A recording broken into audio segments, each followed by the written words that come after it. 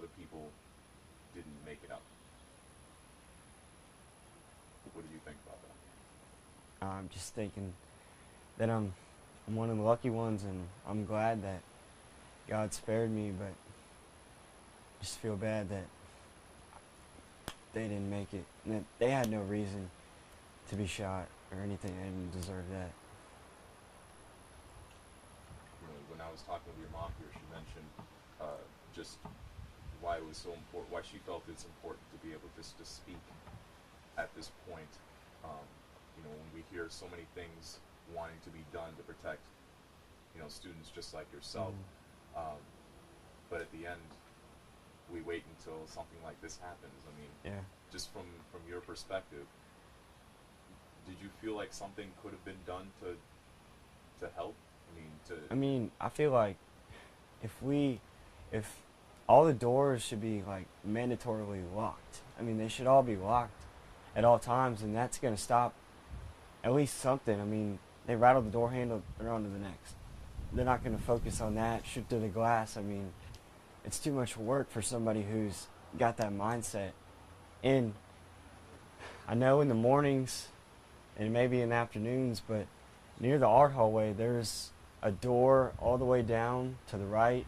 There's a door just to the left, and the door to the left is always unlocked, I want to say. And there's multiple doors that he could get in without anybody seeing that he's got something.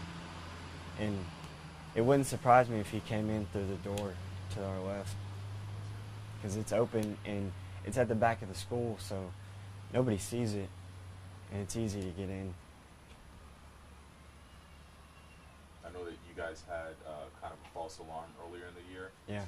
With someone bringing something to school, and then not too long ago, you guys had the big walkout that a lot of the students participated in.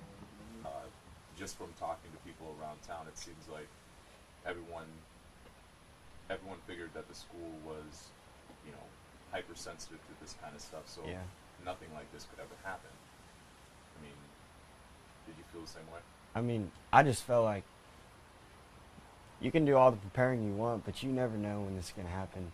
It could happen at any given moment, and I mean, you got a backpack, drop a handgun in there. It's not that hard. But, like, I mean, there's things to do to prevent it from being such, like, much more than what it was. Locking the doors, just kind of locking most doors, just making sure everybody comes in through the front, looking at just kind of, if somebody looks suspicious or anything, I mean, if somebody's got a big jacket on that looks different, just kind of pat them down. I mean, Metal detectors. anything like that, something. Have you been to school there since kindergarten? I've been in Santa Fe School District since kindergarten.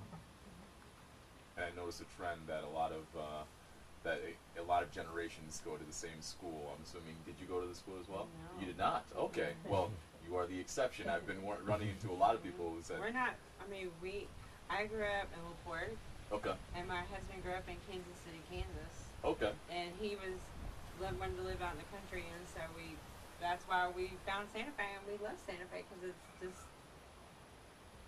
real quaint and nice and very communal, and we all support each other and love each other. When we were at the hospital, every single one of his teammates came up to the hospital. Every single one of their moms and their dads came up there, and they were all praying for Rome and the other students. And when he finally came out, like, every baseball player hugged him and embraced him. It was beautiful. How long did you actually stay in the hospital for? Because it seems like a pretty quick turnaround. Yeah. I mean, I want to say I got there before 8:20, and I was probably leaving I got there. 12:30. Almost 12:40. No, I just left. He left at Yeah. 12:30, and I got in the car and I looked and I said to myself, "Who can say my son got shot in the head and is walking out of the hospital at 12:30 in the same day?" 4 hours later. Yeah. I mean, the doctor, when he walked in the room, he was like, man, dude, you're lucky. And we were like, Tell me you said it just like that. Did he did.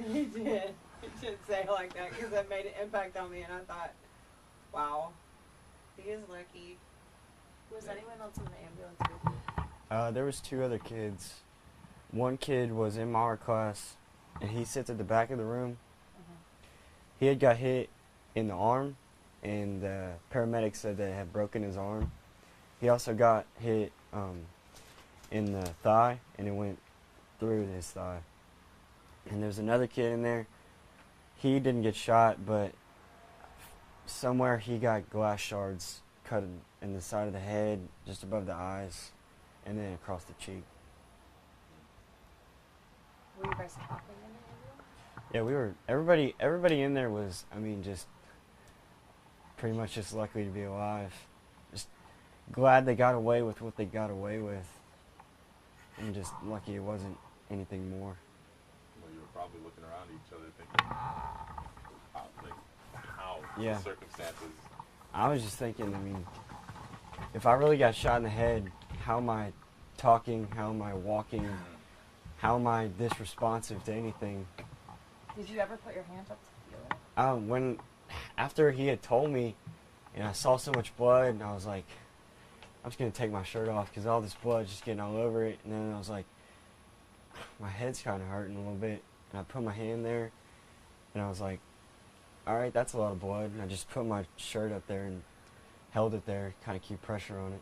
So When you were in the smart, parking bro. lot. Yeah, as I was running, I had my shirt on my How you head. learned that from you? What shirt were you wearing? My Santa Fe game day shirt. What's that? It just says like the Santa name Fe. of art just says Santa Fe baseball on it, and it has my last name on the back of it. So it's what you wear game day on top of your jersey or something like that? Yeah, I'm pretty superstitious, so I wear it.